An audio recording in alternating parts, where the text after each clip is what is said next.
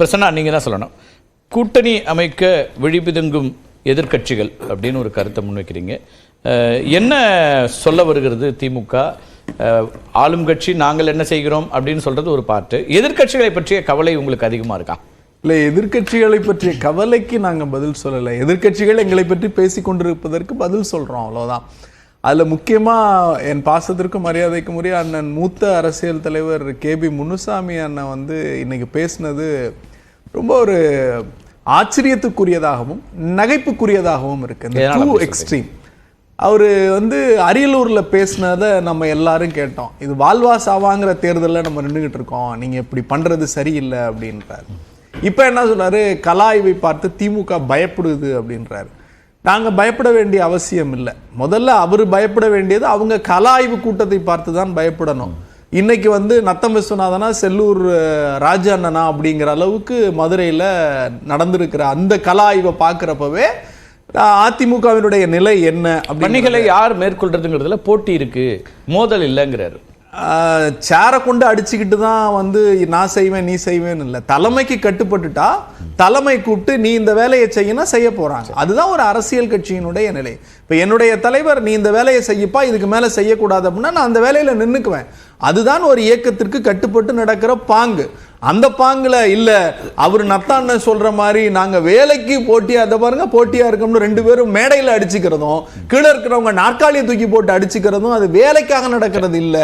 இங்க அதிமுகங்கிற கட்சியே இல்லாம போய்கிட்டு இருக்கு. அதனுடைய மிச்ச சொச்சத்தை இப்படி அடிதடியின் மூலம் அம்பலப்படுத்தி கொண்டிருக்கிறாருன்ற எங்க தாய் கழகத்தின் சார்பா ரொம்ப வருத்தத்தோடு பார்க்கிறேன். அதிமுக இருக்கணும் தமிழ்நாட்டில்ங்கிற ஒரு ஏக்கம் கூட எங்களுக்கு இருக்கு.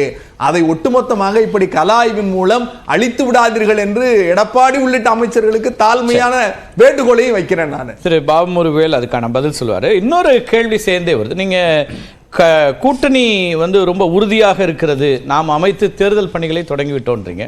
ஆனால் ஒரு முரண்பட்ட குரல் தொடர்ச்சியாக கூட்டணி தொடர்பாக கொண்டே இருக்கிறது. முதல்ல விடுதலை சிறுத்தைகள் சொன்னாங்க, இப்போ மார்க்சிஸ்ட் கம்யூனிஸ்ட் கட்சியினுடைய மாநில செயலாளரும் குறிப்பிட்றாரு, இங்கே திமுக அதிமுக ரெண்டு பேருமே கூட்டணி இல்லாமல் வெற்றி பெற முடியாது அப்படின்னு ஒரு பொலிட்டிக்கல் ஸ்டேட்மெண்ட் சொல்கிறாரு.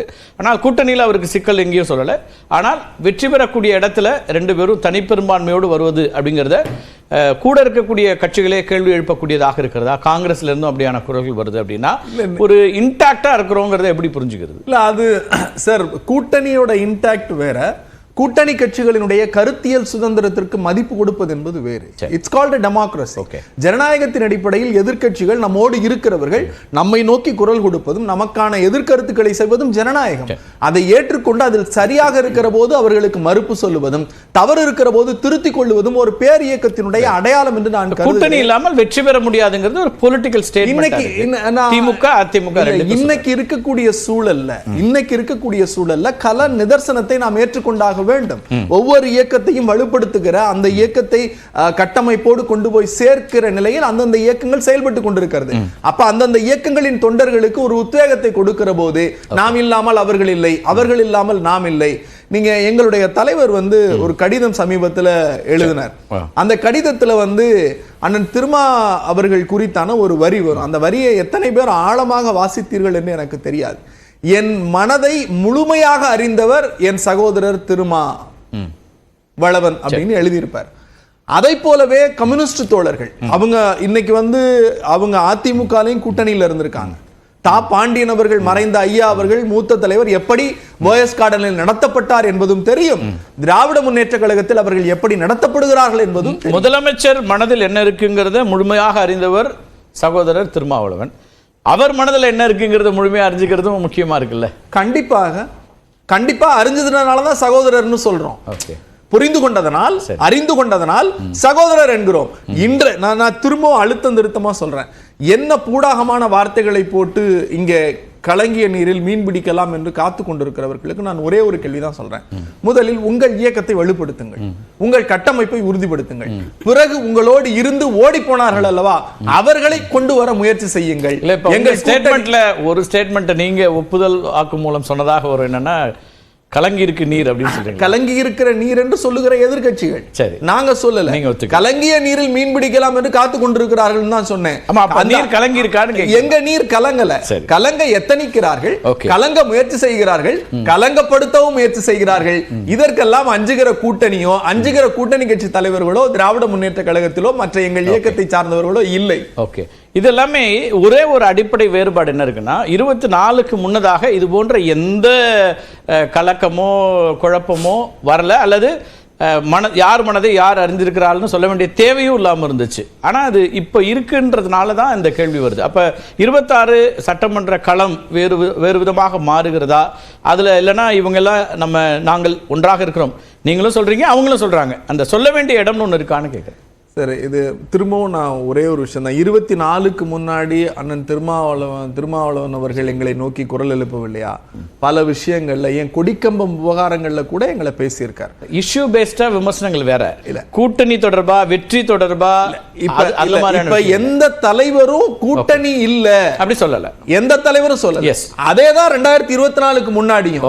இப்ப குரல் எழுப்பவர்கள் இன்றைக்கு புதிதாக அரசியலுக்கு வந்தவர்கள், அரசியலை பழகிக்கொள்ள பக்குவப்பட வேண்டியவர்கள் பேசுகிறார்கள். என்னுடைய வார்த்தையை நான் அடிக்கோடிட விரும்புகிறேன்.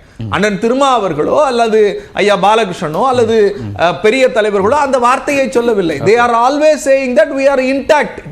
நாம பேசுறது திரு கே பாலகிருஷ்ணன், திரு செல்வ பெருந்தகை உள்ளிட்டவருடைய கருத்து பற்றி தான் கேட்கிறோம். நீங்க புதிதாக வந்தவர்கள் நான் ரொம்ப அழுத்தம் திருத்தமா தான் சொல்லிக்கிறேன், அவங்களுக்கு தான் பதில் சொல்றேன். எல்லா இந்த பிரச்சனைகள், அதாவது இப்ப நீங்க விமர்சனம் வைக்கிற போது இந்த பிரச்சனைக்கு இது, இந்த பிரச்சனைக்கு இது அப்படின்னு பேசுறப்ப பிரச்சனைகள் ஒரு அரசியல் இயக்கம், ஒரு பேர் இயக்கம் அரசு நடத்துகிற போது சில சிக்கல்கள் வரும், சில கவனக்குறைவுகள் இருப்பேன். அந்த கவனக்குறைவுகளை ஏற்றுக்கொள்ளுகிற ஒரு அரசு, அதை சரி செய்கிற அரசு, அப்படி வருகிற அந்த குறைகளை கேட்டுக்கொள்ளுகிற ஒரு தலைவராக, செயல்படுத்துகிற ஒரு தலைவராக முத்துவேல் கருணாநிதி ஸ்டாலின். நான் இன்னும் ஒரே ஒரு எக்ஸாம்பிள் ஒரு நொடியில சொல்லிடுறேன் சார். செயல் தலைவராக பொறுப்பேற்றார். கூட்டணியினுடைய ஆட்சி அல்லது கூட்டணி என்கிற அந்த 2 பக்குவத்துல எடுத்தீங்கன்னா, தலைவர் கலைஞர் கூட ஒரு இடத்தில் வந்து சரி இருக்கட்டும் போகட்டும் அப்படிங்கிறப்ப எல்லா விடயத்தையும் தெளிந்து ஆய்ந்து இந்த இடத்தில் இப்படி நடந்து கொள்ள வேண்டும், இந்த பக்குவத்தோடு நடந்து கொள்ள வேண்டும். ஒண்ணும் இல்ல, நம்ம திருவள்ளூர் மாவட்டத்துக்கு ஒரு கட்டட திறப்பு விழாவுக்கு போறாரு, ஒரு டைடல் பார்க் திறப்பு விழாவுக்கு போறாரு. ஒரு கூட்டணியை எப்படி மதிக்கிறது? பக்கத்துல எங்களுடைய அமைச்சர் மரியாதைக்குரிய அண்ணன் தாமு அன்பரசன் நிற்கிறார். இப்படி திரும்பி பார்க்கிறாரு, பின்னாடி வந்து அண்ணன் காங்கிரசினுடைய பெருந்தலைவர் அண்ணன் செல்வ பெருந்தகை நிற்கிறார். அண்ணனை முன்னாடி கூப்பிடுறார், முன்னாடி வாங்க நில்லுங்க அப்படிங்கிறார். இந்த பக்குவம் இருக்குல்ல, இதுதான் ஒரு அரசியல் பேரியக்கத்தினுடைய தலைமை, the credible leadership. அந்த லீடர்ஷிப் இருக்கிற வரையும் திராவிட முன்னேற்ற கழகம் தான் இங்கே ஆட்சி அமைக்கும். கூட்டணி பற்றிய கனவுகளை முதல் கட்ட கருத்தா எடுத்துக்கிற திரு பாபு அவர்கள், திமுக கூட்டணி கொள்கை கூட்டணி உறுதியாக இருக்கிறோம், அதிமுக என்ன மாதிரியான கூட்டணி இருக்கிறது அப்படிங்கிற கேள்வியை திரு உதயநிதி முன் வைக்கிறாரு. அது பேரம் பேசுகிற கூட்டணியாக இருக்குன்னு அவங்க முன்னாள் அமைச்சர்கள் சொல்கிறதெல்லாம் சுட்டி காட்டுறாரு. அது ஒரு பக்கம் இருக்கு. உங்களுக்கு பெரிய அளவு கூட்டணிகள் இல்லை, நீங்கள் எங்களை பற்றி கேள்வி எழுப்புறதா அப்படிங்கிற ஒரு கேள்வி, உங்களால் எங்களுக்கு என்ன கலக்கம் வந்துட முடியும் அப்படின்ற கேள்வியும் திரு தமிழ் பிரசன்னா முன் வைக்கிறார். அதுக்கு முன்னாடி அண்ணன் நத்தம் விஸ்வநாதனும் அண்ணன் கே பி முனுசாமி எங்கள் கழகத்தினுடைய துணை பொதுச் செயலாளர்கள் 2 பேர் சொன்னதுமே சரியான ஒன்று. அரியலூரிலே பேசியதாக தம்பி தமிழன் பிரசன்னா சொல்கிறார், அது உண்மை. இந்த வருகின்ற தேர்தல் என்பது நமக்கு ஒரு ஆசிட் டெஸ்ட்டு, நம்ம அதை வந்து கவனமாக கையாள வேண்டும் என்று. இதே கருத்தை இப்போது வருகின்ற சட்டமன்ற தேர்தலை முன்னிறுத்தி 234 தொகுதிகளுக்கும் பொறுப்பாளர்களை நியமிக்கிற போது திமுகவினுடைய தலைவர் பேசுகிறாரு, நம்ம 2024 நாடாளுமன்ற தேர்தல் போல இருக்காது 26 தேர்தல், அதனால நம்ம கவனமாக கையாளணும். இதை நம்ம எப்படி பார்க்க முடியும்?